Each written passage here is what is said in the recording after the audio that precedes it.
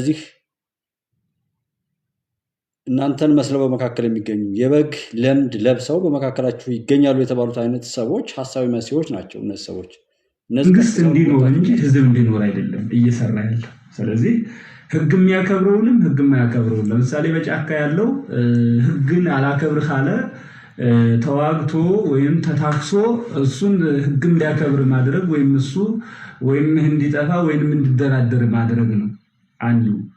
የቀረ ግን ህግን ያላፈረሱ አብረነን የመሳሪያ ሊያስቁም እኔ አላውቅም እኔ በዚህ መንገድ የለሁበትም የሚልም በነፃነት ከየቱ የሚኖረውን በንግድም ሆነ በተለያየ ስራ የተሰማራውን በቤተ ክርስቲያናት ሄደው ጸሎት የሚያደርጉትንና በመስጊድ ሄደው የሚሰግዱትንና እንደዚሁም በትምህርት ቤት የሚሄዱትን ህፃናትንና ሽማግሌዎችንና ወጣቶችን በሰላም እንኖራለን እኛን አያገባንም ከዚህ ሁሉ ብሎ የተቀመጠውን ህዝብ የሚገል እነሱ ህግን ተቀብለው ወይንም የእናንተ የምታምኑበትን ስራ ተቀብለው ወይም ሳያውቁት እንዲሁ በተፈጥሮ የሚኖሩትን እየገደለ ያለው ጥያቄ ብቻ ይበቃዋልና ይህንን እየገደለ ያለው ይበልጽግና ለማኖር ነው እንጂ በፍጹም የእነዚህ አይነት አውሬ አሁን ይሄ ሰውዬ ቢመረመር አይ ቲንክ ጾታውን ሁሉ የቀየረ ሰው ሊሆን ይችላል። እንኳን የሚቀጥሉት 5 ዓመታት ሌሎች የተለያዩ ሰዎች እናያለን።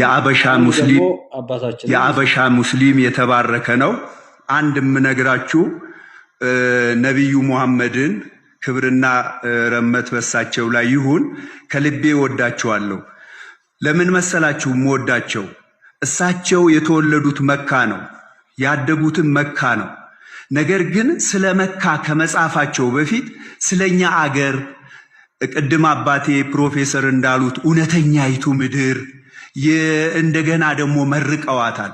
ስለዚህ እኛ ኦርቶዶክሳውያን ከሙስሊም ጋር ያለን ግንኙነት የነብዩ ምርቃን ራሱ አበሻውያን ስለሆን ይህንን በማሰብ እንደ አባቶቻችን በእውነቱ እንኳን የብዙ እምነት አባት የሆኑትን ቀርቶ የኛ መጽሐፍ ምን ይላል? አንደኛ ጴጥሮስ ምዕራፍ 2 ቁጥር 17 ላይ ሁሉን አክብሩ ይላል። እንደገና በሃይማኖት አባትነት ደግሞ የአበሻ ሙስሊም የተባረከ ይህ ጥላቻ የወረሰው ያበደ የታመመና ከዛ በሽታው ካልሞተ በስተቀር የማይድን ሰው ሁሉን ነገሩን ከብደቱ ጋር ብቻ የሚገጥምለት ሆኖ ይውላል እና አሁን የሚያስተምር ሞልቷል፣ የሚናገር ሞልቷል። ነገሮችን ለማገናዘብ ሰርች ለማድረግ በጣም አክሰስ ለማድረግ ከዓለም ጫፍ ከአንደኛው ጫፍ ወደ ሌላኛው ጫፍ ሄዶ የሚበጀንን የሚጠቅመንን ማወቅ ምናምን ይቻላል። ስለዚህ ዛሬ ላይ ለመዳን የፈለገ ሰው የሚድንበት ብዙ አማራጭ አለው ማለት ነው። የማይድን ደግሞ እስከሚጠፋ ድረስ መጥፋት ግዴታ ስለሆነ እንዲጠፋ ስለተፈረደበት ብቻ ይጠፋል እንጂ አያሳዝንም ማለት ነው። እና ይኸው እንደዛ አይነት አባቶች አሁን ሲናገሩ እናያለን። አካኪ ዘራፍ ዳንኪራ ምናምን ነው እና የኖህ ዘመንን የሚመስል በኃጢአቱ ላይ የሚመጻደቅ በነውሩ ላይ ብዙ ጭብጨባና ዋይታ ያለው ብዙ ነገር አለ።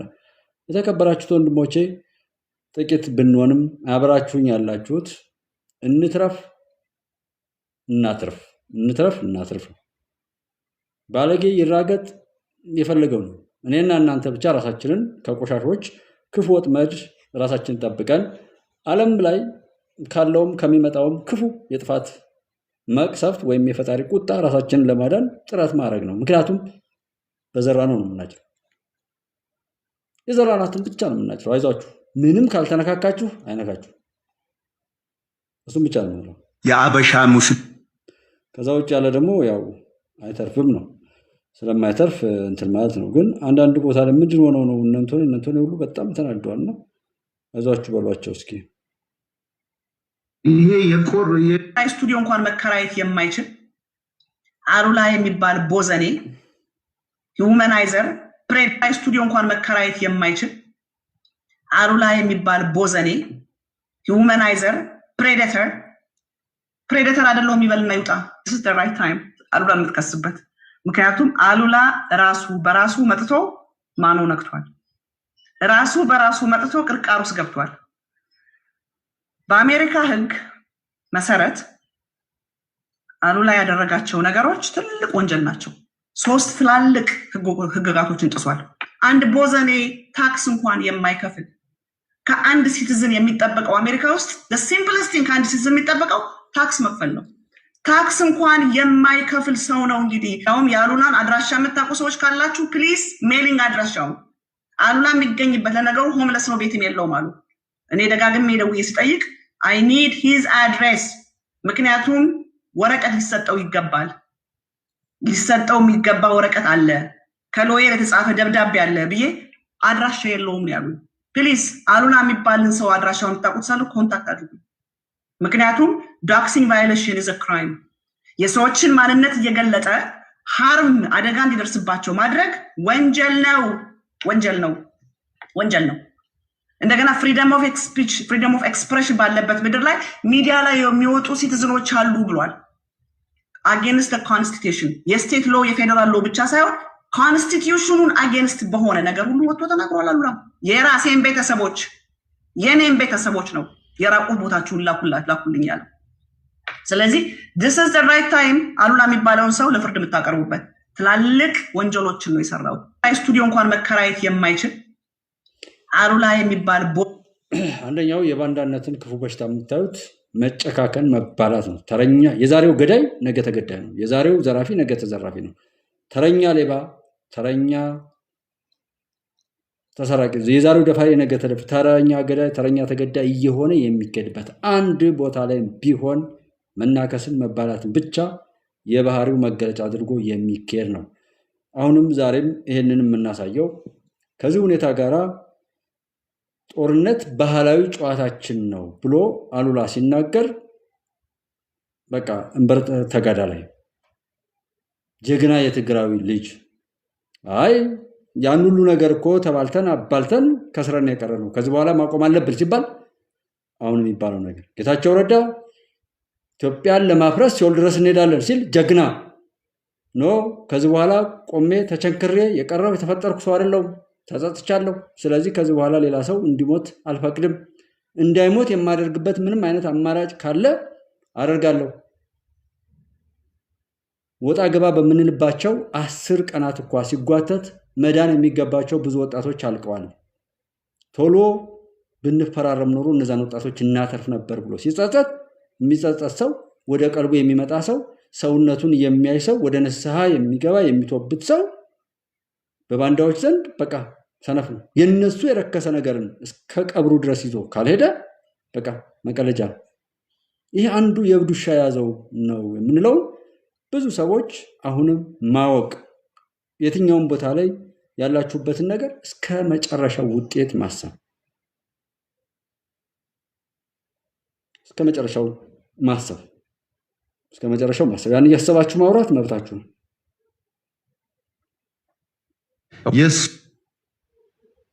ህወሓት ላይ በጋራ እንዝመት። እያንዳንዱ ኢትዮጵያዊ ማለት ነው። ለትግራይ ህዝብ ልንታደገው ይገባል። ተባብረን እናጥፋው። ለአንዴና ለመጨረሻ ልናጠፋው ይገባል። ህዝቡ አትንካኝ ብለዋል። የትግራይ ህዝብ አትንካኝ ብቻ አይደለም፣ መስዋዕትነት ከፍያለሁ፣ ይብቃኝ፣ እባክህ ተወኝ ብለዋል። ለምነዋል።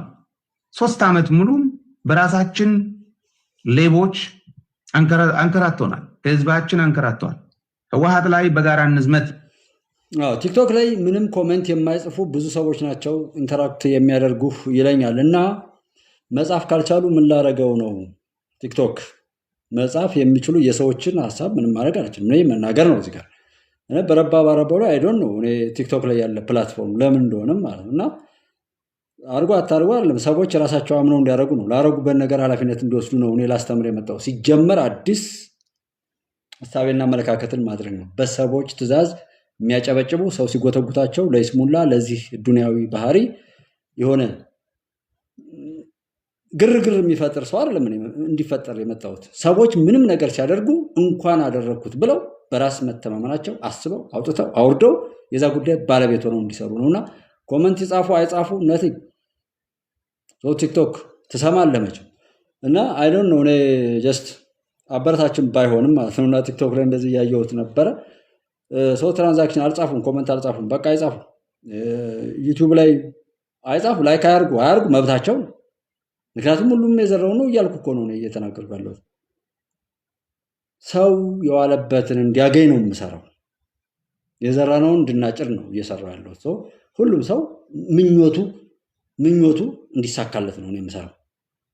መከራ ከመከራ አልወጣንም የሚለው መከራ እንዳይለቀው ማለት ነው።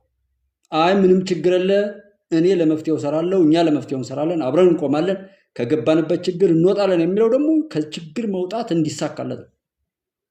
በዘረኝነት በጎጠኝነት ይሄ መናከስ መባላት የሚለውን ያን መባላት ራሱ ቤት ላይ አድርጌ ራሱ በደገሰው የጥፋት ወጥመድ ራሱ እንዲጠፋ ነው የምሰራው። እዚህ እያደረግኩ ነው በተግባር ስለሚገለጥ እዚህ ጋር ጉራ ምናምን አይደለም። ትርክት ከሆነ ውሸት ነው ማለት ነው። ወሬው ከበዛ ውሸት ስለሚሆን በተግባር ነው የምንገልጠው። ሰው እንዲድን ስለሆነ የምናወራው ዳኑ ትረፉ አትርፉ ነው። ከዛ ውጭ ደግሞ ከሆነ መንገዱን ጨርቅ ያድርግላችሁ ይመቻችሁ። ብቻ እናንተ የሚመቻችሁን አድርጉ። የተወደደ ነገር ማንም የሚዝቀው አይደለም።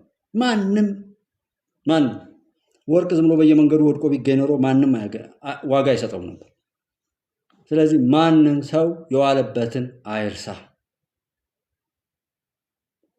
በድብቅ አረገው በምን አረገው በሐሳብ ውስጥ አደረገው አወጣና ተገበረው ችግር የለውም። በሁሉም ነገር ለብቻ ሰው ስራውን አይርሳ ነው። እዚህ ጋር አይርሳ። ላመነበት ይድከም፣ በውጤቱ ይደሰት። የሚያጠፋ ስራ የሚሰራ ሲጠፋ ደስ ይበላል። የሚያለማ ስራ ደግሞ የሚሰራ ሰው በልማት ደስ ይበላል። በዚህ ያደረጉ ደግሞ ይጫወቱብናል። እግዚአብሔር ይባርካችሁ፣ ፍጻሜታችሁን ያሳምረው፣ በህይወቱ ኑሩልን። እንደዚህ ባርከው ለግድያ እያሰማሩ ነው። ምንም የማያውቁ ወጣቶችን በዚህ ልክ እየቀሰቀሱ ዘመነ ፍስሐ ኮኑ ይህን ዘመናችንን የደስታ ያርግልን ነው። ዘመነ ፍስሐ ኮኑ ይኩኖ አልጠራጠርም ፍጹም የመጣውን ነገር በተራ ፍጹም የመጣውን ነገር በተራ ከጎኔ ስለሚጠብቀኝ አሳረኛው ጋራ እንግዲህ ቅኔ ዘራፊ ናቸው ማለት ነው። የሚቀጥሉት 5 ዓመታት በተቃዋሚ ካባ የብልጽግና ሰዎች ምርጫ አይካሄድም ብለዋል። ምርጫ አይካሄድም። ምርጫ አካሄዳለሁ ያለ ሰው ያን ሁሉ እያመጣን ማስታወስ የለብንም። ምክንያቱም እስከዚህ ድረስ ለምን አንደኛ ብዙ ሰዓት በ15 ሰከንድ ሰው ራሱን አጉድሎ ለሌላ ጉድለት እንዲዳረግ ነው። በ15 ሰከንድ ቪዲዮ ሰዎች ሆን ተብሎ ፕሮጀክት እኮ ነው። ሰዎች ምንም ነገር ሳይጨብጡ ከቪዲዮ ሲዘሉ ገንዘባቸውም ያልቃል፣ ጊዜያቸውም ያልቃል፣ አይናቸውም ይጠፋል፣ ሞባይላቸው ማንኛውም ነገራቸውን ይከስራሉ። አንድ ቁም ነገር ሳይዙ ሙሉ ነገራቸውን ሲያጠፉ እንዲውሉ ነው። በተለይ ቲክቶክ ላይ ያለ ፕላትፎርም እሱ ነው የሚመስለው። 15 ሰከንድ ቪዲዮ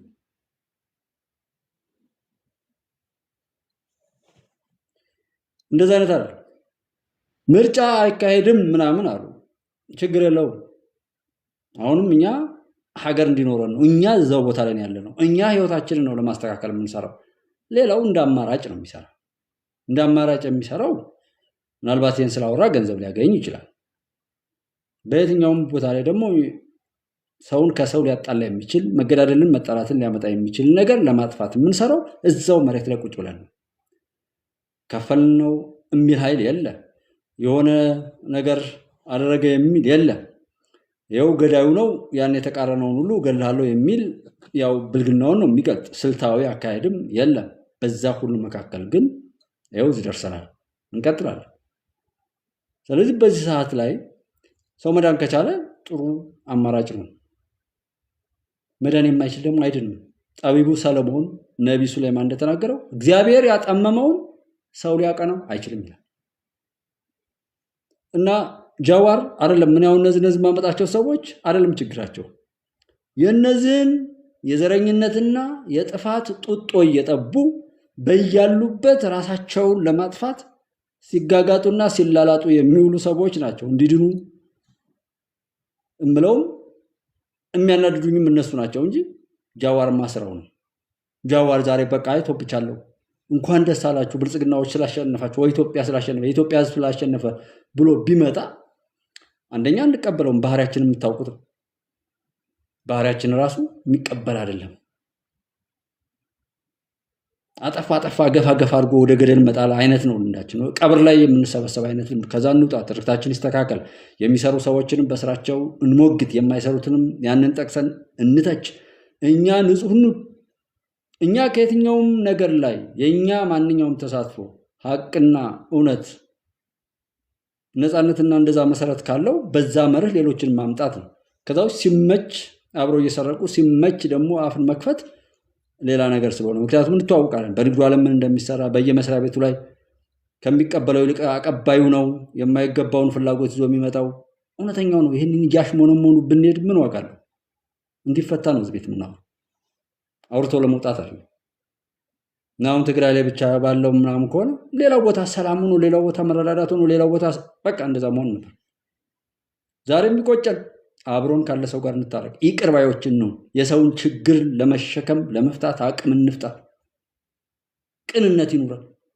ማንም ቢያጠፋ ጥፋቱን አስተካክሎ የመሄድ አይነት ስሜት እንፍጠር። እስኪ ገፋ አድርጎ ለመናከስ፣ ለመስደብ፣ ለማጣጣል፣ ሞራል ለመስበር ከምንሄድ አፋችን እንደተከፈተ መቃብሮ ነው የሰዎችን ሞራል እየሰበረ በጥይት ከሞተው እኮ በእኔ በማውቀው ታሪክ ኢትዮጵያ ውስጥ በጥይት ከሞተው ሰው ይልቅ ዛሬም ድረስ ባፋችን በምላሳችን የገደልነው ሰው ይበልጣል። እስኪ ሰው እናድንቅ።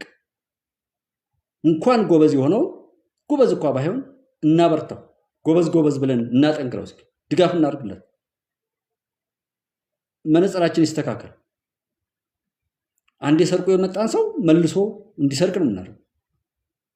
ጥላትን ስናበዛ፣ ጥላትን ስንፈለፍል የምንውልበትን ምላሳችን እናስተካከል። ጥላቻችን ይስተካከል። እስኪ በየጎረቤታችን፣ በየሰፈራችን፣ በየቦታው ላይ ቅንነት የለን። በየመስሪያ ቤቱ ያለን ምቀኝነት፣ የሰዎችን ፔሮል ማየት፣ ከራስ ደሞዝ መጨመርና ማደግ ይልቅ የሌሎችን ማየትና መመቅኘት፣ አጋንንታዊ አምልኮን በረከሱ ደብተራዎች እየተመሩ ከራስ ሰው ጋር ምናምን መባላት፣ ከእንደዚህ አይነት የአጋንንታዊ አምልኮ ነፃ እንውጣ።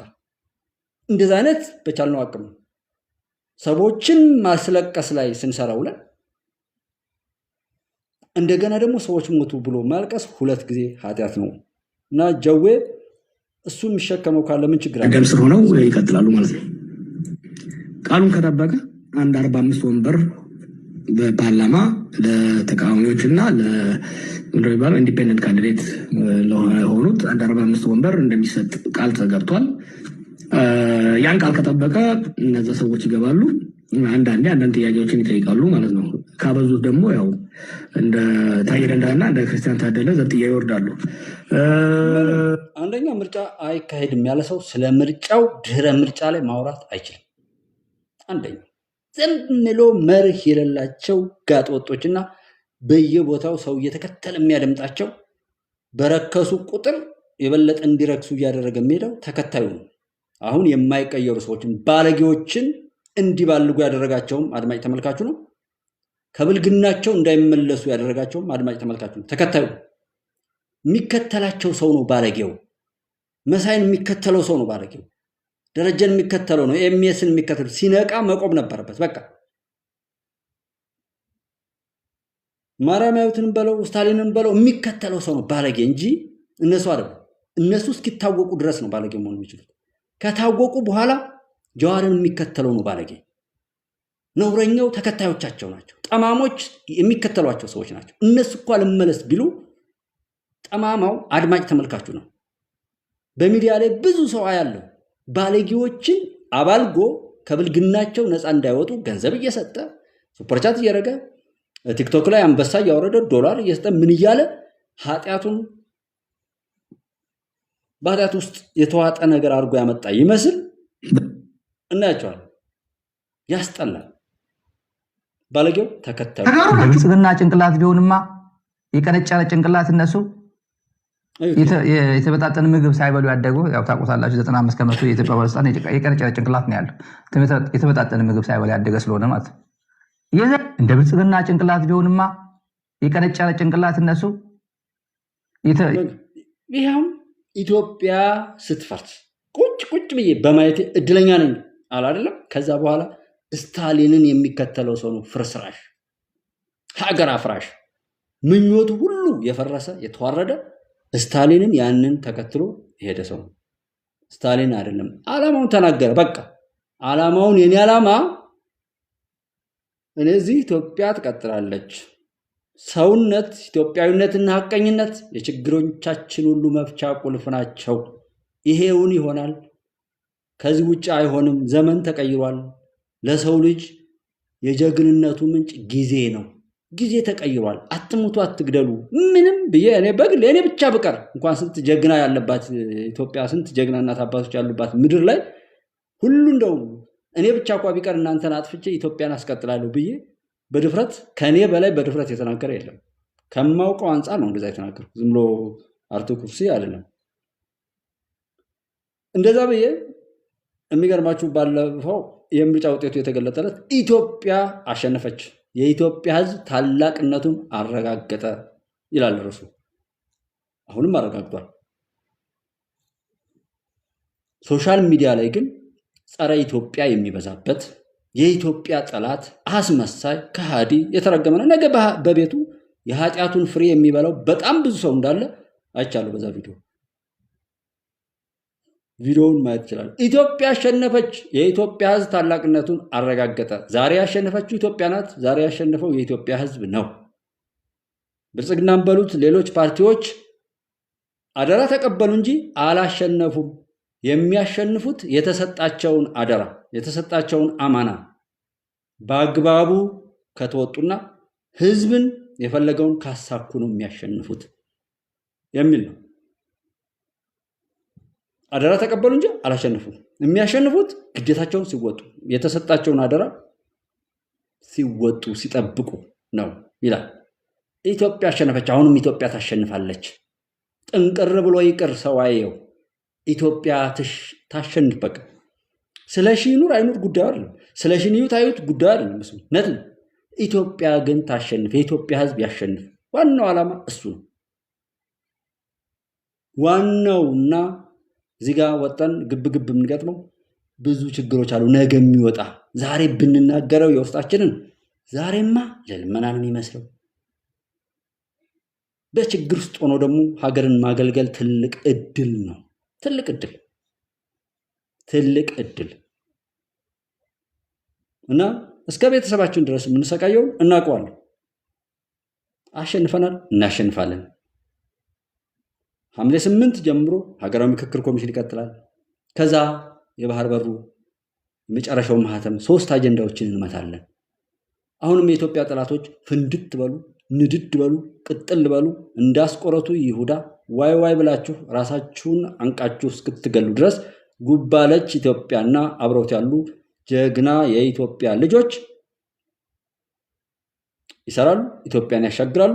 ዘረኛን፣ ባንዳን፣ ጽንፈኛና ጎጠኛን በራሱ ምንም ሳንድለው በራሱ ራሱን እያነቀ እንዲጠፋ ያደርጋሉ። የመጨረሻ ድምዳሜው ነው። ገና ለገና ወይ ሰው ኢትዮጵያን ያልወደደ ስለሽን ወዶ ምን ሊሰራ? ኢትዮጵያን የምታክል ሀገር ያልወደደ የኢትዮጵያን ሕዝብ ያላከበረ ሰው ስለሽን ወዶ ወዳጅ ሊመስል ነው?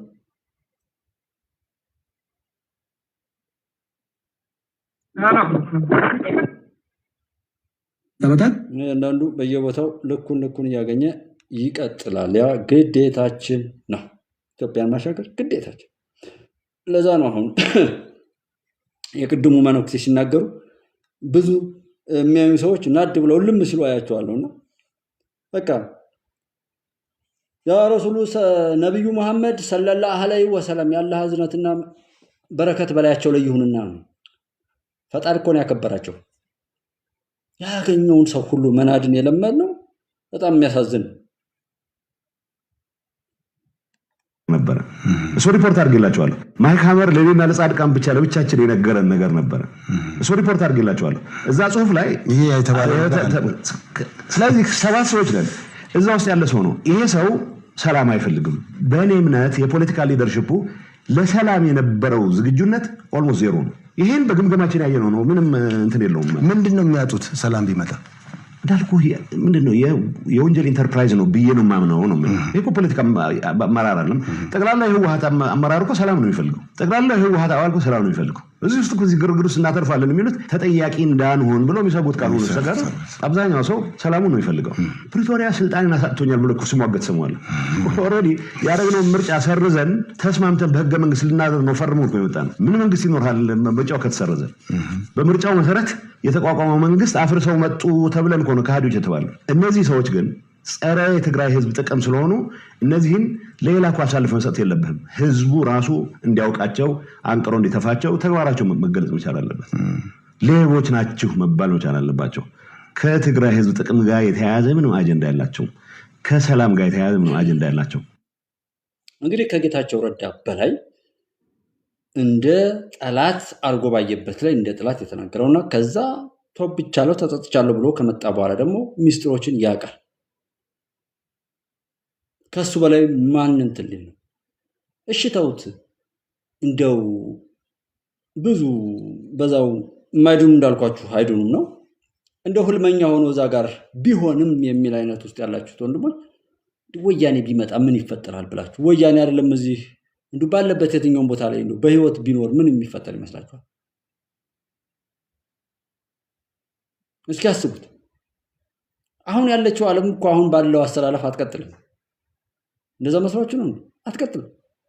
የሚያናድደኝ ግን ብዙ ኃጢአት እየሳቡ በየአገሩ ያሉ እንትሮች እዛ ላሉ መልካም እህቶችም የሆነ ነገርን ለመፍጠር ይሞክራሉ።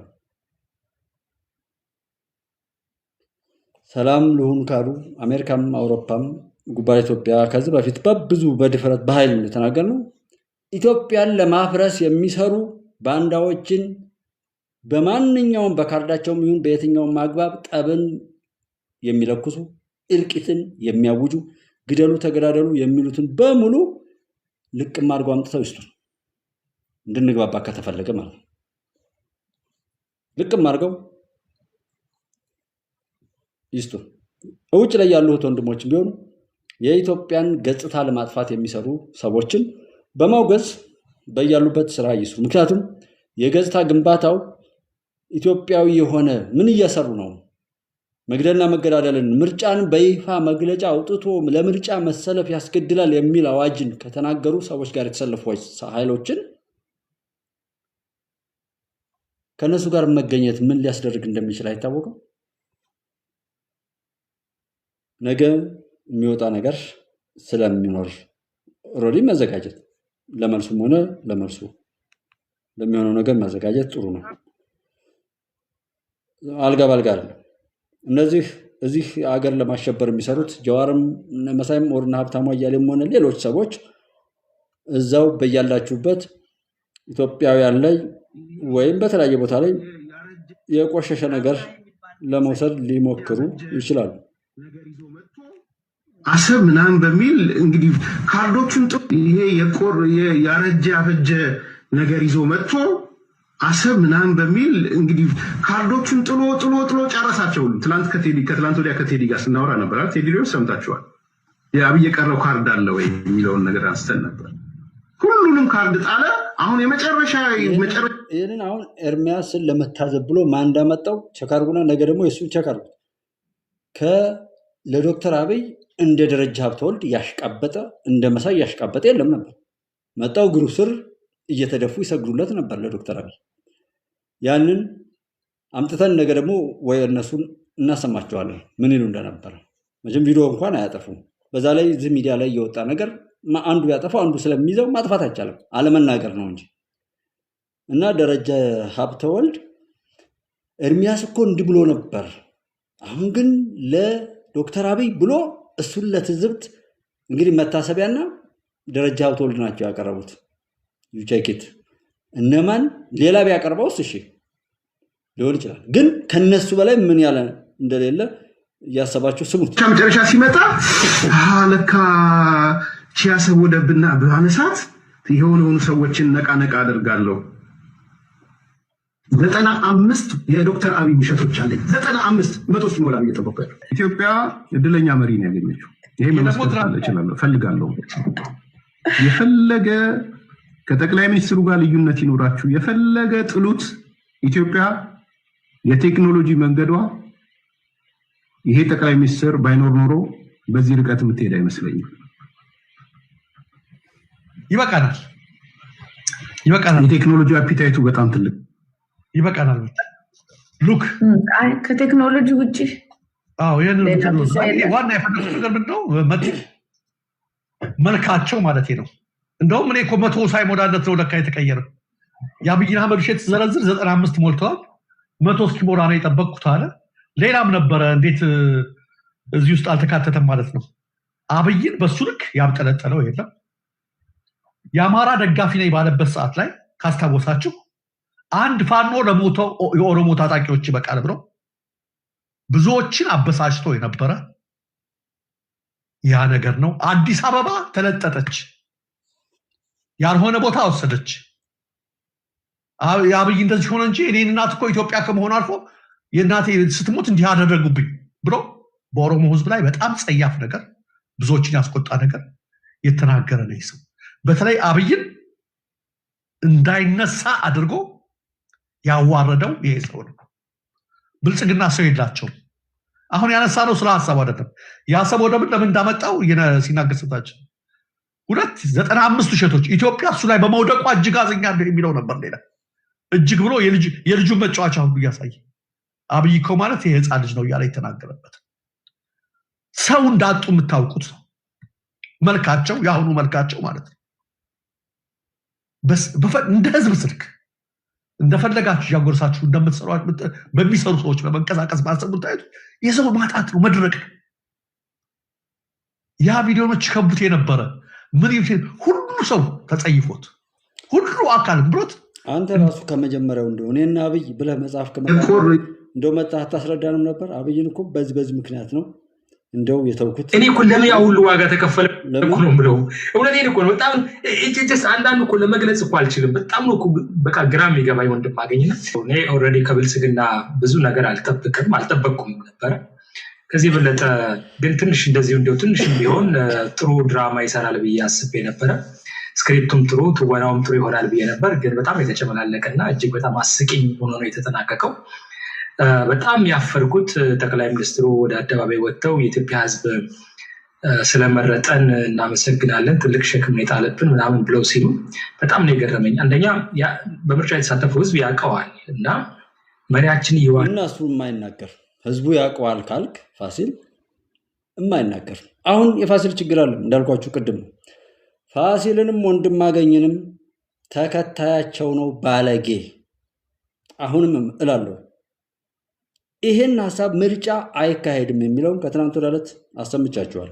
ምርጫ አይካሄድም የሚለውን መግለጫ አቅርበው አሰምተው ነው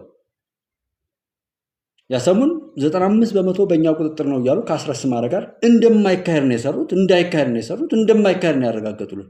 ከተካሄደ በኋላ ማንም ስለ ምርጫው ቢያወራ አሁንም ሰሚያቸው የጋቱትን የሚጋት ጭራሽ ከሚናገሩት በላይ ሰሚያቸው ነው በጣም የተበላሸው ብዬ ነው የማምነው። ምክንያቱም ሲሆን ሰው ምን ብሎ እኮ እንትን ብዙ ነገር አድርጎ እኮ ሰውን ያስተካክላል። ማስተካከል ቢቀር እንዴት ሰው ራሱን ያስተካክላል? እንዴት በዛ ልክ ሰው ራሱን ያረክሳል? እንዴት የፋሲል ቆሻሻ መድፊያ ይሆናል? የወንድም አገኝ ቆሻሻ መድፊያ፣ የመሳይ ቆሻሻ መድፊያ እንዴት ይሆናል?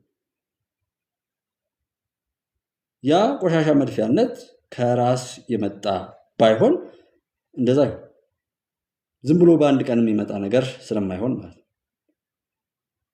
እኔ አስረስ ማረ የሚል ፈጣሪ ፍረድ ከሚለው ጋር ያናገረው እንዳልኳችሁ ነው። ጋር እስኪ እንደው ዝም ብሎ የተመዘገበ መራጭ የለም። የመጣ ፓርቲ ተፎካካሪ ፓርቲ ምንድነው የለም። የምርጫ አስፈጻሚዎች ስላሰሩ በአጠቃላይ ምርጫ ለማድረግ የሚያበቃ አንዳችም አይነት ክንውን አልተደረገም። አገዛዙ እንደለመደው ቢሮ ውስጥ ተቀምጦ መከላከያ አመራሮችና ራሱ ሰራዊቱ ምርጫ ካርዶችን እየመዘገበ ለህዝብና ለሌላው ኧረ ኑሮ አብዱ እንዴት ነው? ሰላም ነው ወይ? ደስ ምንም እንደተለመደው እንደዛ ነው እንጂ ሆነ ምንም አልመጣም ይላል። እኔ ለማስታወስ ያልነው እንጂ ሰርተነዋል። እዚህ ካምረም ነበረ ገናን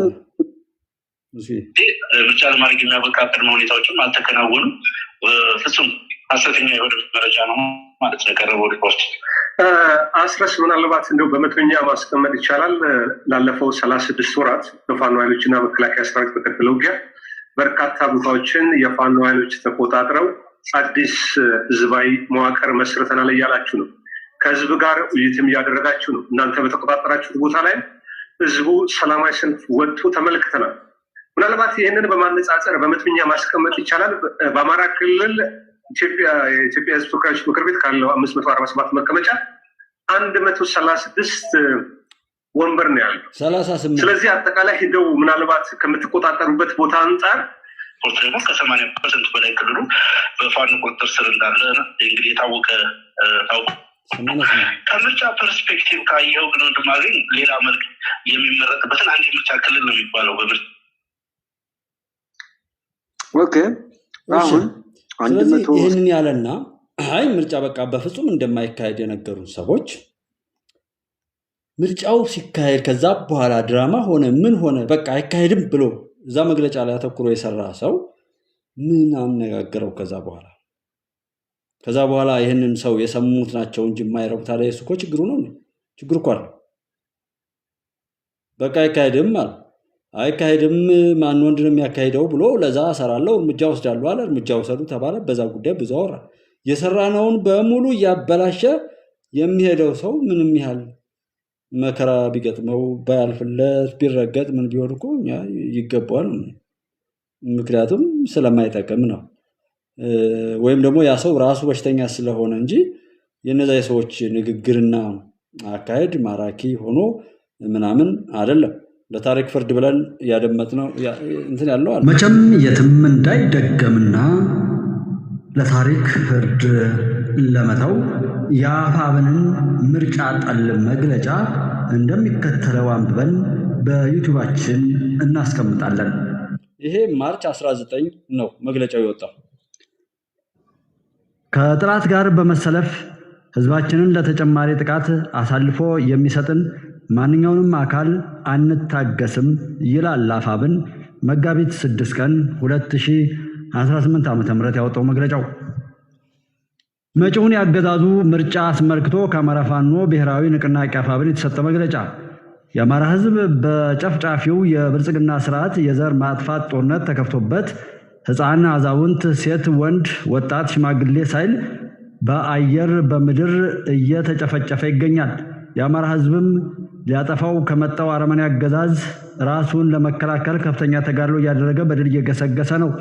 ይህ አገዛዙ የለኮሰው ጦርነትም በአማራ ህዝብ ላይ ብቻ ሳይወሰን በሌሎችም የሀገሪቱ ግዛቶች ደም አፋሳሽ ሆኖ ቀጥሏል።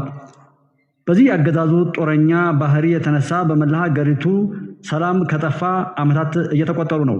ሀገራችን በጦርነትና በግጭት እየታመሰች፣ ዜጎች በአገዛዙ ወታደሮች እየተጨፈጨፉ፣ ሚዲያዎችም ታፍነውና ተዘግተው ባሉበት በአሁኑ ሰዓት አገዛዙ በተፎካካሪ ስም የተደራጁ ካቢኔዎቹንና በሀገር መከላከያና በጸጥታ ተቋማት አመራር ስም ያስቀመጣቸውን ዘር ጨፍጫፊ ጀነራሎችን ይዞ ምርጫ ቅስቀሳ ጀምሯል። ይህ አገዛዝ የሚያወራው ምርጫ ነፃና ገለልተኛ ሊሆን ቀርቶ ከዚህ ቀደም ከነበሩት አሳፋሪ ምርጫዎች የባሰ እንደሚሆን የአገዛዙን ባህሪ የሚያውቁ ሁሉ የሚረዳው ነው። የአማራ ፋኖ ብሔራዊ ንቅናቄ ይህ ምርጫ አገዛዙ የአማራን ህዝብና መላው ኢትዮጵያውያንን ለቀጣይ 5 ዓመታት ለመግደል የሚያስችለውን ሰርተፍኬት ለማግኘት ያቀደው እንደሆነ ይገነዘባል። በመሆኑም በዚህ የአማራ ህዝብ በታቀደ መልኩ በድሮና በሜካናይዝድ ጨምሮ በማንኛውም የጦርነት ስልት እየጨፈጨፈው ያለው ዘር ፈጅ የማደናገሪያ ምርጫ በተመለከተ የሚከተሉትን ማሳሰቢያዎችና ጥሪዎቹን እናቀርባለን። አንደኛ፣ ለፖለቲካ ፓርቲዎች በአሁኑ ወቅት የአማራ ህዝብ በታሪኩ አይቶት የማያውቅ የህልውና አደጋ ተጋርጦበት ይገኛል። አገዛዙ በህዝባችን ላይ የከፈተው የጅምላ ጭፍጨፋና የዘር ማጥፋት ዘመቻ ዛሬም በከፋ መልኩ ቀጥሏል። አገዛዙ በአማራ ህዝብ ላይ ያካሄደ ያለው የጅምላ ጭፍጨፋ የአደባባይ ሚስጥር ባጭሩ ይሄ ወደ ስንት ደቂቃ 15 ደቂቃ አካባቢ ነው፣ ወደ 14 ደቂቃ ከምናምን ስለሆነ አይካሄድም መሄዳል ያላችሁ እርምጃ እንወስዳለን የሚል ነው። እኛ ደግሞ ብዛሃን ነው ምንም በሉ ምንም ህዝብ መብቱን እኔም ምረጡኝ እንደዚህ በሉኝ ተብሎ ይባላል እንጂ ጭራሽ ሞሰቡን እንሰብራለን፣ ሞሰቡ ላይ የዲሞክራሲ ሞሰብ በራሱ ይሰበር ብሎ ማለት ብልግና ነው።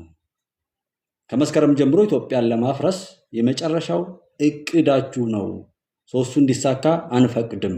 ብናለቅስም ቢርበንም ቢጠማንም ሀገር ግን ሊኖረን ይገባል ብለን ትንሽ ትልቁ ኢትዮጵያ ውስጥ ያለ በተለይ ኢትዮጵያ ውስጥ የሚኖር እህት ወንድም ስራውን ሰራ ማለት ነው፣ አሸነፈ። ከዛ በኋላ መጥቶ ድራማ ይስራ፣ ሙዚቃ ይስራ፣ ምንም ይበል በቃ አሸነፈ። የህዝብ ጠላት የህዝብን ደስታ ሊያረጋግጥ አይችልም።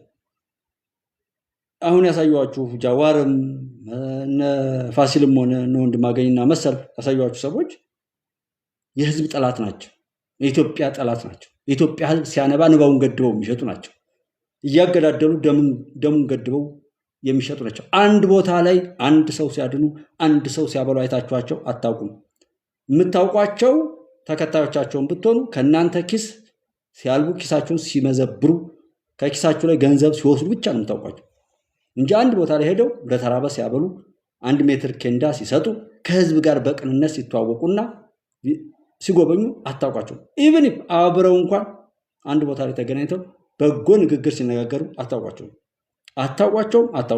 ወደፊትም አታውቋቸውም። እነዛ ሰዎች የሌላቸውን ከየት ያመጡት? ስለ ኢትዮጵያ ህዝብ ክብር የኢትዮጵያ ህዝብ ስራውን ሰርቷል። በዛም ይሁን በዚህ ህዝብ አሸንፏል። ኢትዮጵያ አሸንፏል። የማድረግ አቅምን አይተናል። 47 የፖለቲካ ፓርቲዎች ወደ ውክልና መጥተዋል። ውክልና ይዘው ወደ መንግስትነት ገብተዋል። ከዚህ በኋላ ያሉት የፖለቲካ ፓርቲዎች ቢያሸንፉም እንኳን በምርጫ ቢያሸንፉም እንኳን መንግስት ለነሱ አዲስ አይሆንም። በቅርበት የሚከታተሉ ወኪል አላቸው። መንግስት ውስጥ ተሳትፎ አላቸው። ነፃ ወጥተዋል። የኢትዮጵያ ጠላቶች የሚጋልቧቸው ከመሆን ወጥተው ኢትዮጵያዊ ሆነው በኢትዮጵያ ህዝብ መካከል የሚሰራው ነገር እያዩ የጠላት ወጥንጨት ሆነው ከሚሰሩበት የጥፋት ወጥመድ ነፃ መውጣታቸውን አረጋግጧል። 47 ፓርቲዎች ደግሞ ኢትዮጵያ እያሉ ሲመጡ 2-3 ሊሆኑ ስለሚችሉ የማሸነፍ አቅማቸው በዛ ልክ የሚያውቁት ነገር በራሱ ኮምፒት ለማድረግ ውድድሩን ለመፍጠር ጉድለቱን አይተው በእነሱ ያንን ነገር ለመሙላት የሚሄዱበትን ነገር ካሳደጉ ባጭሩ ኢትዮጵያዊ ከሆኑ ያሸንፋሉ። ለማሸነፍ ለመረከብም ለመሄድም እየተሳተፉ ካዩት አሁን ጥሩ ነው። ተፎካካሪ ፓርቲ ቢያሸንፍ የምንለው ገብቶ ሲሰራ የቆየ መሆን አለበት። ለምሳሌ እዚህ ጋር ገብተው ከመንግስት ቅርበት ላይ እነ ፕሮፌሰር ብርሃኑ ነጋ እንደዛ ጨምረው ፓርቲያቸው እንደዛ ቢያሸንፍ ያን ያህል ብዙ አይሆንም። ልክ እንደ 97ቱ ግን ከውጭ ብቻ ዝም ብሎ ሰው ቢገባ በቀላሉ ለኢትዮጵያ ታሪካዊ ጠላቶች እዚህ ውስጥ ካሉ አኩራፊዎች ጋር ተጨምሮ ሀገር ጉዳት ውስጥ የምትወድቅበት ነገር ይፈጠር ነበር ማለት ነው። እና አሁን መግባታቸው 47 ፓርቲዎች በ47 መባሉ በጣም ነው የሚቀፈኝ፣ በጣም ነው የሚያስጠላኝ። እኔ የፖለቲካ ፓርቲዎች እንዴት እንደሚያስጠላችሁ እርግጠኛ ነኝ። በኢትዮጵያ ኮንቴክስት 47 አማራጭ ኖሩ አይደለም፣ እንተዋወቃለን። ስለምንተዋወቅ አስተካክሉት፣ እስኪ በሚቀጥለው አስተካክሉትና ጥሩ ነገር ሰርታችሁ አሳዩን ማለት እፈልጋለሁ። ከዛ ውጡና በአጭሩ 47 ምናምን ሲባል ስለሚደብር ማለት ነው። በኢትዮጵያ ሌላ ሀገር ላይ 2 ፓርቲ ያለ 3 ፓርቲ እየተባለ ኢትዮጵያ ውስጥ 47 107 ሲባል ይቀፋል። በዚህ ልክ እንደው ምን ዞሮብን ነው የማንስማማው? መስማማት እንዲህ የራቀን ብለን እንድንሳቀቅ ስለሚያደርገን ማለት ነው። እና እንዳንሳቀቅ ሀገርኛ እይታ ሆናችሁ ከጎጥ ከመንደር ወጣችሁ እንደ አማራ የተነሳ ቡድን የኢትዮጵያን ሕዝብ ነፃ ሊያወጣ አይችልም። እንደ ኦሮሞ የሚሰራ ቡድን ለኢትዮጵያ ወኪል ሊሆን አይችልም። እንደ ትግሬ የሚያወራና የሚሰራ ቡድንም እንደዚሁ ለኢትዮጵያ ሕዝብ የነፃነት መሪ ሊሆን አይችልም። ስለማይሆን በቃ በጎጥ የተነሳ በዛው በጎጥ ነው የሚያልቀው። ይህን መቀበል እንደ ኢትዮጵያ ተነስታችሁ እንደ ኢትዮጵያ የሀገሪቱ ባለቤት በማድረግ በሁሉም ነገር ላይ ተሳታፊ አድርጎ ሀገር ለማሻገር መስራት ትልቅ እድል ነው። እንደሱ አይነት ስራ ስሩ ነው የምንለው። በነገራችን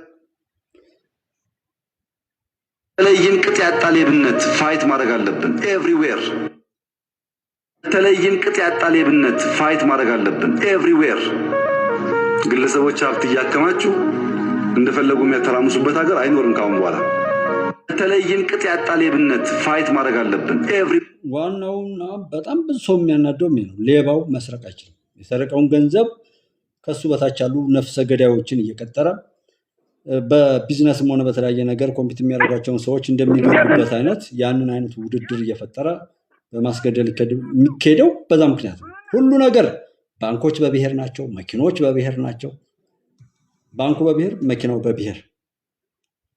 አንዳንድ አሁን አማራ ባንክ ላይ ልክ በማጦዝ እንደ ብሔርተኛ በማቋቋም ሁሉን በስሜት ባንክ ሲስተሙን መዘርጋት ከዛ በኋላ ደግሞ ሌሎች ባንኮች እንግዲህ ሊሆኑም ይችላሉ ሌላ ተወዳዳሪ እዛ ውስጥ ያለውን ነገር በማጦዝ እና በማክረር ፈተና ውስጥ መክተት እንዲህ አይነት የቢዝነስ አሻጥሮችን እናውቃለን እኛ ኢትዮጵያ ውስጥ ስላለን ማለት ነው። በተለያየ ቢዝነስ ውስጥ ያሉ ሰዎችን ለማጥፋት ብቻ ሰዎች ቢዝነስ ገንዘብ ይመድባሉ። እሱ አልሆን ሲል ነፍሰ ገዳይ ቀጥረው ቅጥር ነፍሰ ገዳይ ቀጥረው ሁሉ ተወዳዳሪያቸውን የሚያጠፉበት ሀገር ነው። እሱ አዲሳችን አይደለም፣ ዛሬም ቢሆን የምናየው ስለሆነ ማለት ነው። ቅድም በስልክ ከሰማችሁት በተጨማሪ ይሄ በእርሳችን ካካተት ነው ማለት ነው። በማዕከላዊ ጎንደር ዞን በምስራቅ ደንቢያ ወረዳ ሲንቀሳቀስ የነበረውን ጽንፈኛ ቡድን መደምሰሱን የሀገር መከላከያ ሰራዊት አስታውቋል። በማዕከላዊ ጎንደር ዞን ምስራቅ ደንቢያ ወረዳ ወይና ማርያም አካባቢ ሲንቀሳቀስ የነበረውን ጽንፈኛ ቡድን መደምሰሱን ነው የተናገረው። በ10ኛ እዝ ኮር ስር የሚገኘው ክፍለ ጦር በማዕከላዊ ጎንደር ዞን ከተለያዩ አካባቢ ተሰባስበው ጥቃት ለመፈጸም ሲዘጋጅ የነበረውን ጽንፈኛ ቡድን መደምሰሱን በአካባቢ የሚንቀሳቀሰው የክፍለ ጦሩ ዋና አዛዥ ኮሎኔል አሸናፊ ብርቄ ተናግረዋል ብሏል። ሰራዊቱ በማዕከላዊ ጎንደር ምስራቅ ደንቢያ ወረዳ ወይና ማርያም ተብሎ በሚጠራ ቦታ የጥፋት ተልዕኮ ለመፈጸም በድብቅ ሲዘጋጅ የነበረን ኃይል ነው። በተጠና ሁኔታ ወታደራዊ ስውነትን በመጠቀም ባንዳውን ከነ አመራሩ ሙሉ በሙሉ ደምስሻለሁ ያለው በርካታ የቡድንና የነፍስ ወከፍ መሳሪያዎችን መማረካቸውን ማስታውቋል። በነበረው ውጊያ ብሬን፣ ስናይፐር፣ ክላሽ ቦምብ፣ የወገብ ትጥቅ፣ የክላሽ ካዝና፣ ስናይፐር ካዝና በመማረክ ክፍሉ ከፍተኛ የጀግንነት ገድል መፈጸሙ ተገልጧል። ራሱን የአፄዎቹ ክፍለ ጦር ብሎ በመሰየም የጎንደር ጠቅላይ ግዛት ህዝብ ግንኙነት እና ሻለቃ አዛዥ በሚል ሲንቀሳቀስ የነበረውን አማረ አሸናፊን ጨምሮ 9 የጽንፈኛው መሪዎች ላይ እርምጃ መወሰዱን ነው መከላከያ ሰራዊቱ ያሳወቀው። አትሙቱ፣ አትግደሉ። ዛሬም ቢሆን መትረፍ የሚችል ሰው እድል ያለው ሰው ማንኛውም ታሪኩ በደም ያልተጨማለቀ ወጦ ከህዝብ ጋር በቀላሉ ተቀላቅሎ ለመኖር የሚችል ሰው መሞት የለበትም። አትሙቱ፣ አትግደሉ። አትሙቱ፣ አትግደሉ። አትሙቱ፣ አትግደሉ።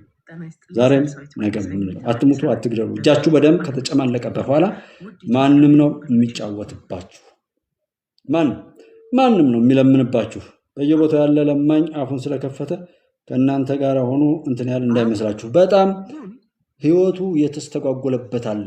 ይሄ በየሶሻል ሚዲያው የሚቀደደውን አለ። በየሶሻል ሚዲያ ላይ የሚቀደደው ብታምኑም ባታምኑም በቤቱ በህይወቱ ምንም ነገር ስኬት የራቀው የትኛውም ቦታ ላይ ቢሆን በነውር የበሰበሰ ሰው ነው።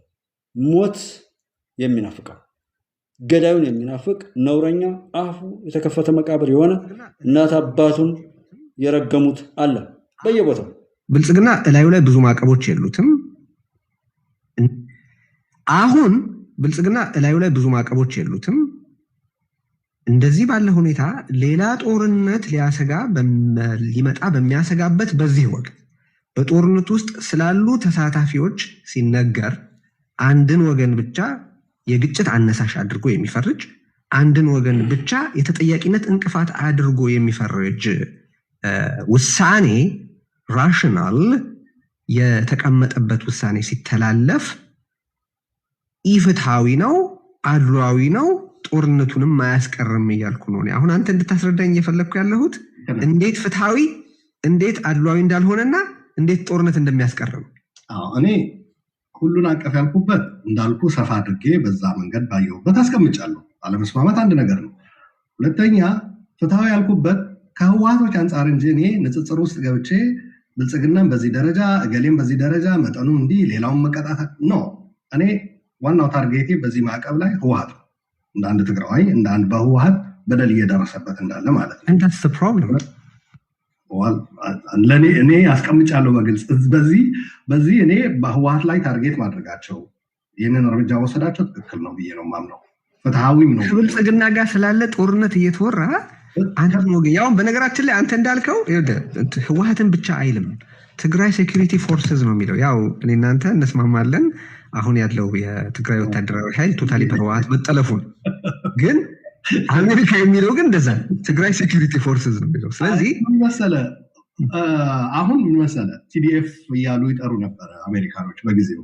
ታውቃለህ አንተ በተባበሩት መንግስታት ሳይቀር። ከዛ ህወሓቶች የኛ ነው አሉና ይኸው ይሁንላችሁ አሏቸው። ቲዲኤፍን ተው አሜሪካ። አሁን እዚህ ላይ አንዱ አሁን ቴዲ የሚያወራው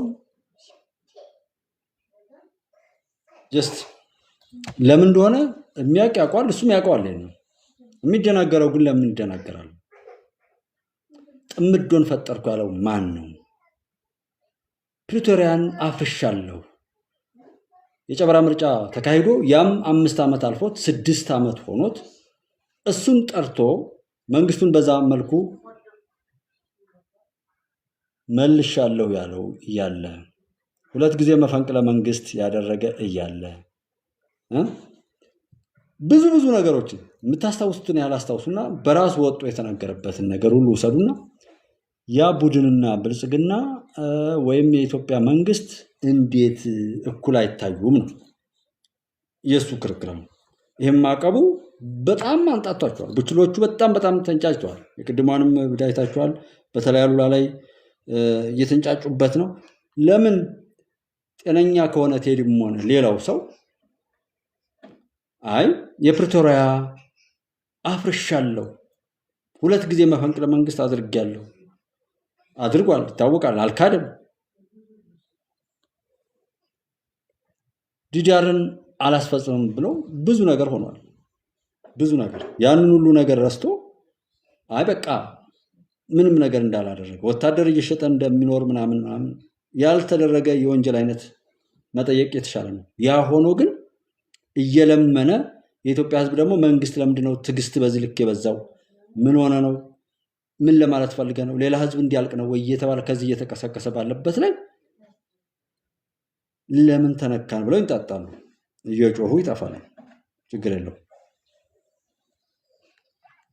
ራሱ ጌታቸው ዛሬ 100 ቢሊዮን ብር ቢሰጠው አካባቢ ያሉ ጓደኞቹ ከታች ያሉ ሰራተኞች እናንተ ካላገዛችሁት ብር እኮ ወረቀት ነው። በመተጋገዝ ነው ብር ወደ ልማት የሚቀየረው። አንዱ ያንዱ እግር እየሳበ ከሆነ አይሆንም።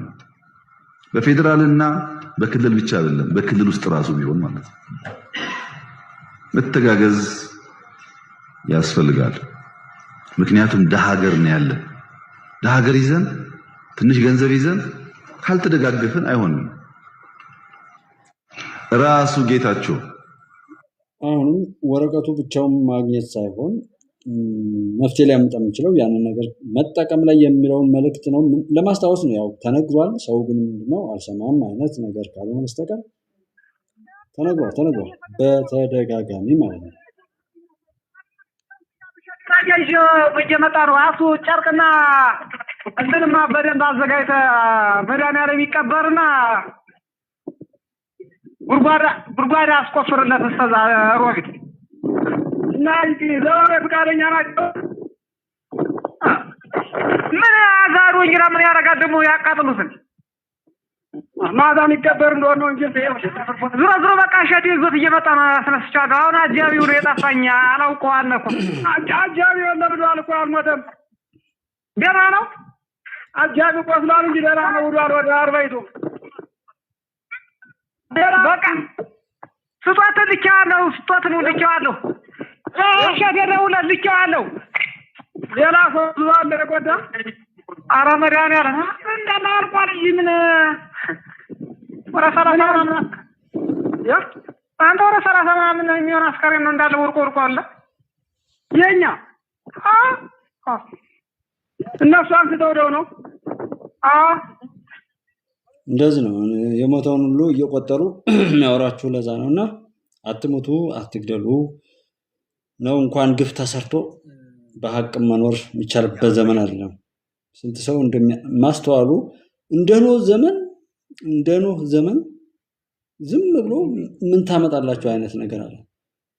በኃጢአቱ ላይ የሚመጻደቅ በአንደበቱም በእጁም በአይኑም በገንዘቡም በጤናውም በእውቀቱም በሁሉም ነገር ኃጢአት ሲሸምት ኃጢአት ሲያንከባልል እንደዚህ የሚውል በጣም ብዙ ሰው አለ።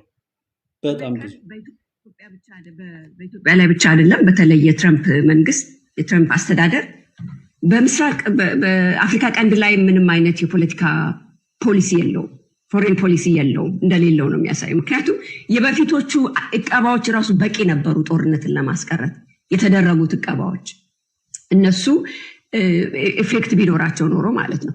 ስለዚህ የዚህ እቀባ ዋና ዓላማ is more በጣም ፐርሰናላይዝድ የሆነ ነው።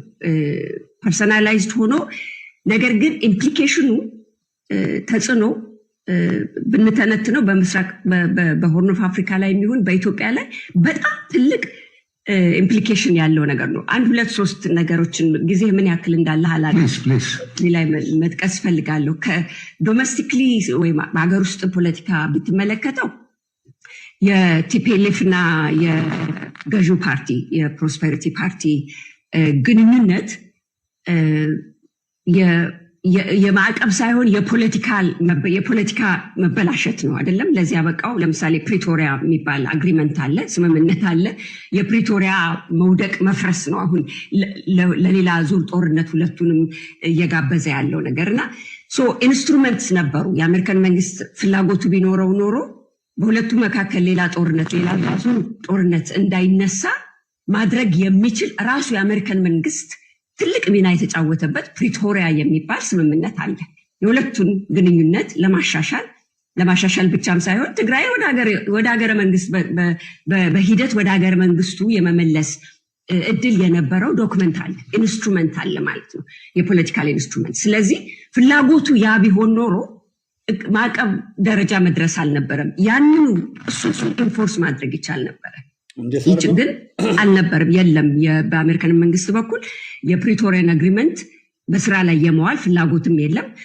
በጠቅላይ ሚኒስትር አብይ አህመድ በኩል ፕሪቶሪያ የተዘጋ ነገር ነው። ፕሪቶሪያ የፈረሙት ባለስልጣናት ወይም ፖለቲሽያኖች ወደ ጠቅላይ ሚኒስትሩ ሳይድ ስላሉ አሁን የሚገርመው እና ከባለቤቶቹ ይልቅ ልክ ደናቁርቱ ተያይዞ ሰዎችን ማደንቆር እንጂ ይሄ ችግር ይህን አናቅም፣ ማን እያፈረሰው እንዳለ ዲዳርን ምን እንዳለ የገንዘቡ እንዴት እንደሚበሉት ጌታቸው ከነገረን በኋላ እንኳን እነሱ ያደረጉት እንዳልኳችሁ ጊዜ አስተዳደሩ ላይ የፈጸሙት መፈንቅለ መንግስት አይቆጠርም። ተፈናቃዮችን አንመልስም ብለው ይዘው መጫወቻ አድርገው እንዳሉ አይቆጠርም። ይህንን ሰው አያውቅም ማለት ነው። ትንሽ ትልቁ በዛ በሽታ የተነካ ስለሆነ ያንኑ ያመነጅካል፣ ያንኑ ነውር እንትናል። አሁን እቺ ሰትዮም ያንኑ ነው የምትተፋው። ህዋትና ቡችሎቹ በዚህ ልክ ነው ውደት ውስጥ ያሉት። ጋር ዲል ማድረጉ ፕሪቶሪያን ኮምፕሊት የሆነ ስምምነት ያደርጋል ብሎ ያምናል። በትግራያኖቹ በቲፒኤልኤፍ በኩል ከዛ ውስጥ አትሊስት መደረግ ከነበረባቸው የተፈናቃዮች መመለስ፣ የትግራይ ክልል ግዛታዊ አንድነት መጠበቅ በፕሪቶሪያ ቃል እንደተገባው ማለት ነው አለመደረጉ፣ ከዛ በኋላም ደግሞ የሲጅ ወይም ደግሞ በፌደራል መንግስት በኩል በጀት ለማንኛውም ገና በልመና ወር በጥገኝነት ላይ ሆኖ እንኳን ይህን ያህል ጫጫታ የሚፈጥሩ ሰዎች ከዛ ቢሻገሩ ምን ሊፈጥሩ ይችላሉ የሚለውን እያያችሁ እየተረዳችሁ የሚበጀውን መወሰን ነው። ላለ ሰው ደግሞ በጣም ታላቅ ነገድ፣ ታላቅ ጎሳ፣ ታላቅ ያልሆነ ጎሳ የት ነው ኢትዮጵያ ውስጥ ያለው? የባህር አልባ እንዳደረጉት ከግብፅ ጋር ተስማምተው ኢትዮጵያን ከኤርትራ እንደገነጠሉት ሁሉ አሁንም ያንኑ ታሪክ አይናችን እያየ ከነቃን በኋላ ሊደግሙት ይፈልጋል። በጣም ነው የሚገርሙት። እንግዲህ የዚህ ሰውዬ ደግሞ አርጊመንት ምንድነው? ኢትዮጵያ የትግራይን ክልል ሳታሳትፍ የምታደርገው ምርጫ የኢትዮጵያን ጠቅላይ ሚኒስትር ዶክተር አብይ አህመድ ዳግም ለማምጣት የታለመ ነው ይላል። ሌላው ቀርቶ በትግራይ ክልል ሙሉ በሙሉ የብልጽግና ቢወድቅ እና ህዋት ቢመረጥ እንዴት ነው ጠቅላይ ሚኒስትሩ የሚወድቁት? ህዋት ሙሉ በሙሉ በትግራይ ክልል ውስጥ በሙሉ የኢትዮጵያ ፓርቲዎች ከሆኑት ውስጥ ብልጽግናን ባይመርጡ እና ህዋት ብቻ ቢመርጡ ሙሉ በሙሉ በቃ ህዋትን ብቻ ቢመርጡ የብልጽግና ፓርቲ እንዴት ነው የማይመረጠው? ወይም ደግሞ ምንድነው ችግር ቢገጥመው አንድ ክልል ስላልመረጠ ማለት ነው። ስለዚህ የምርጫ ኖሃው እንኳን የሌላቸው ምናልባት ወንበር ያገኝ ይሆናል በፓርላማ ውስጥ ግን ስቲል የተወሰነ ያለ ቦታው ነው የሚያወሩትም። ለምሳሌ ልክ አሁን ኡስታዝ እንደሚያስረዳን ግብጾች ስለኛ በዚህ ልክ የሚፈተፍቱት ለምንድን ነው? ምን አገባቸው? የእነሱን ጦርነት የሚዋጉ ተላላኪ፣ ፈረስ እርጋጭ፣ ቡዳቂ፣ ሌባ ምናምን እድሜ ልካቸውን በማንኛውም መልኩ ላይ እርኩሰትን የተሞሉ ልጆች አሉ ከኛ መካከል ማለት ነው። ለዛ ነው እነሱ መጥተው እንደዚህ የሚያወቁት። እና በእኛ ፖለቲካ ከግብፅ የሚቀዳ ዲሞክራሲ፣ ከሻቢያ የሚቀዳ ዲሞክራሲ አለ። ሻቢያ እንደዚህ አይነት አለው። ምኑን ያስተምር?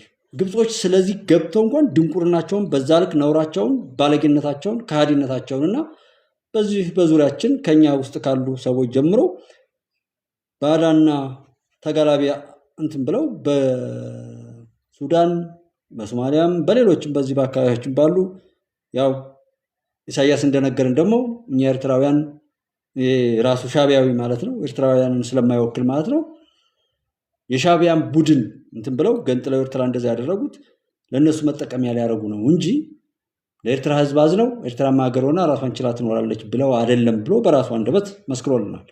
እሱን ነው እነሱ ናቸው ወይ ስለኛ ዲሞክራሲ የሚፈተፍቱት? ግብፅ ላይ ዲሞክራሲ አለ? ኤርትራ ዲሞክራሲ አለ? ሻቢያ ዲሞክራሲ ያውቃል? አልሲሲ ዲሞክራሲ ያውቃል? ሱዳን ዲሞክራሲ ያውቃል? ከማን ነው ዲሞክራሲስ መወራት ያለበት? አማራ ከፋ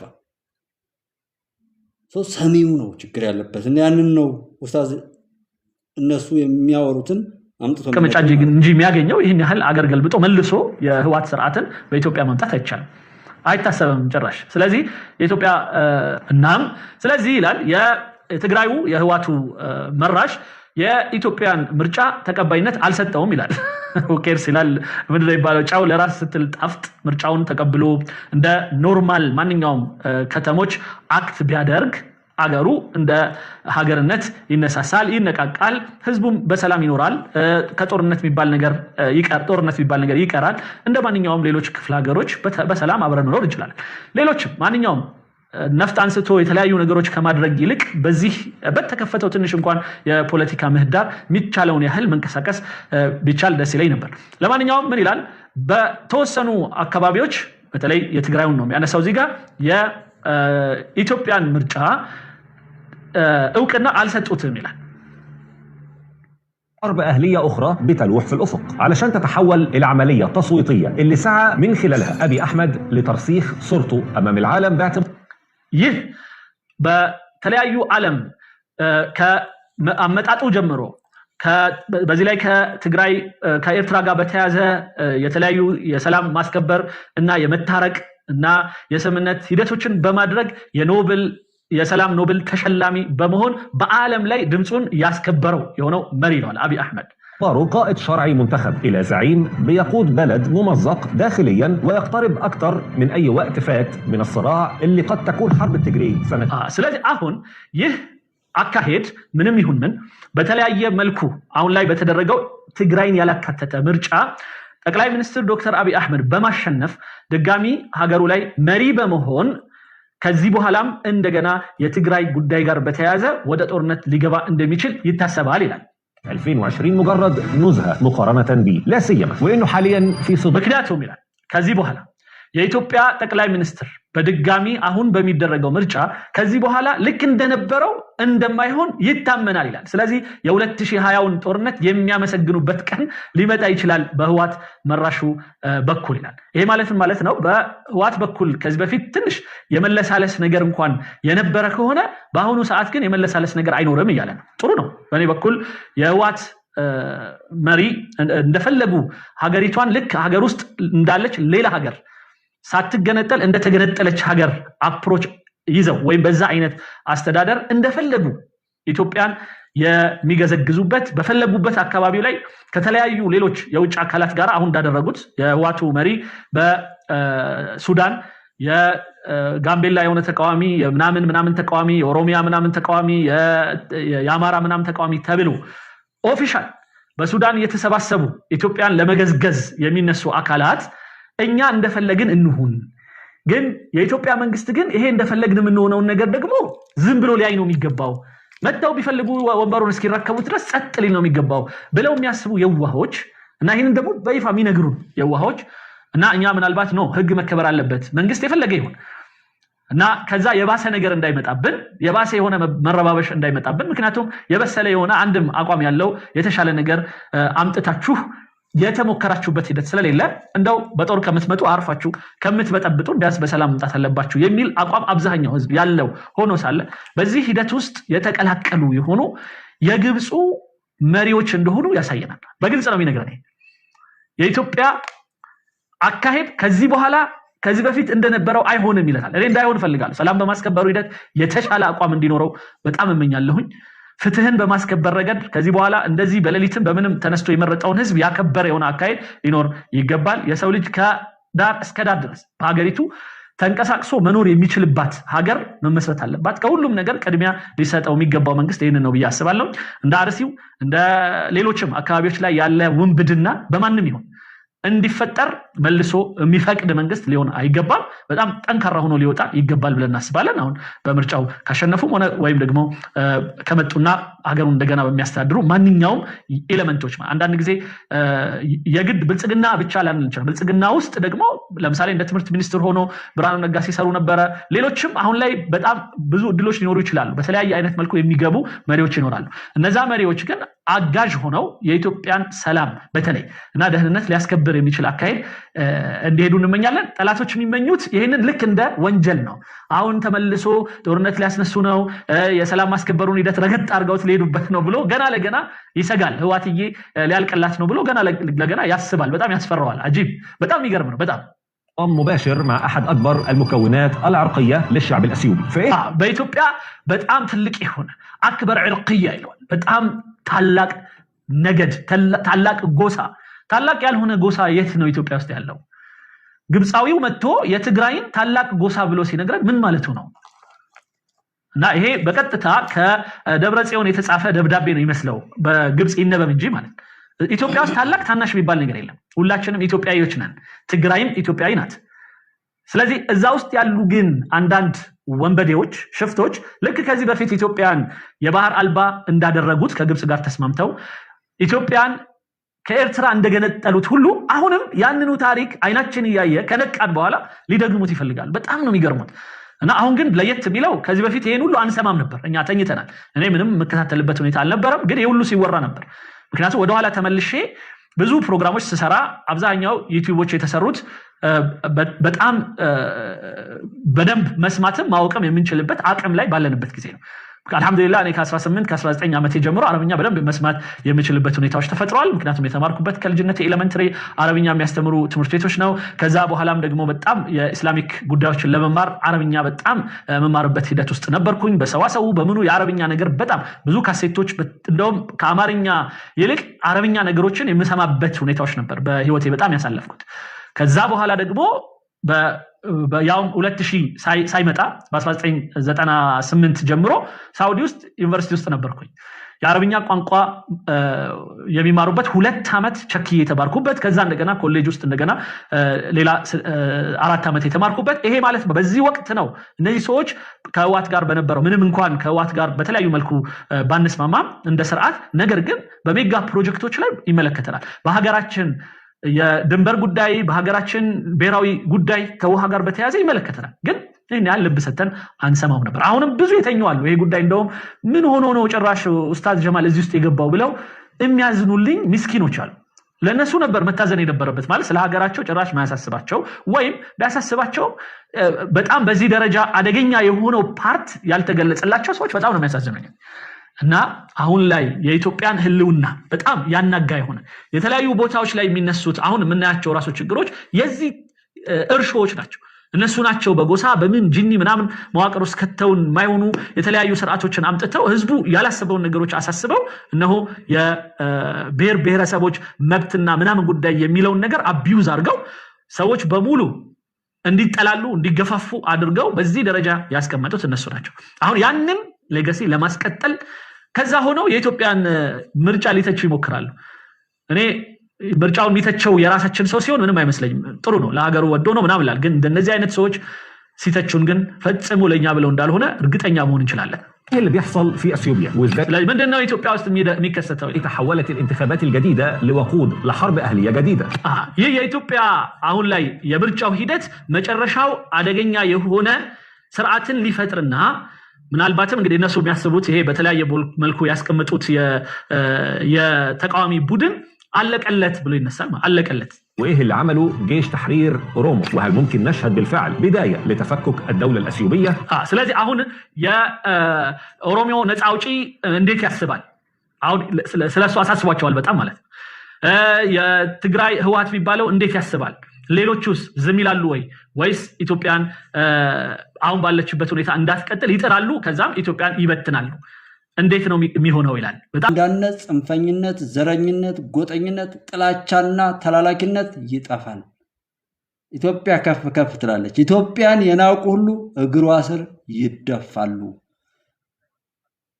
ንጹሃንን የገደለ ሁሉ ይገደላል የደፈረ ይደፈራል መንገድ የዘጋ ይዘጋበታል ሰውን ከሰው የነጠለ ያነጣጠለ ጥላቻን የሰበከና በጥላቻ ነገር ውስጥ የኖረ ያ ጥላቻ እርሱ ብቻ ይዞ እንዲጠፋ ይደረጋል በቃ ፈጣሪ ይፈርዳል ወዘራም ማለት ነው ጤነኛ ያልሆነ ሰው ምንም አፉ እንደዚህ አይነት ቅርሻትም አያቀረሽም ምክንያቱም ያልጠጣ ሰው አፉ አይቀይርም አይደል ያልሰከረ ሰው ለማንኛውም ኢትዮጵያ ታብጽላ በእግዚአብሔር የኢትዮጵያ ድል ይቀጥላል መልካም ጊዜ